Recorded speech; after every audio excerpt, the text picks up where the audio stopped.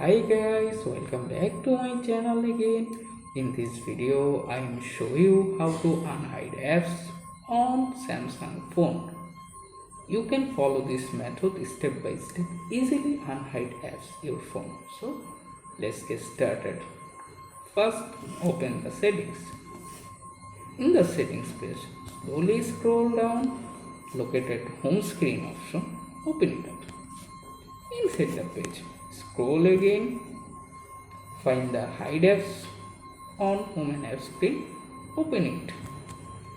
After the page is open, where you can access all hidden apps there. To unhide any app, just unhide the app.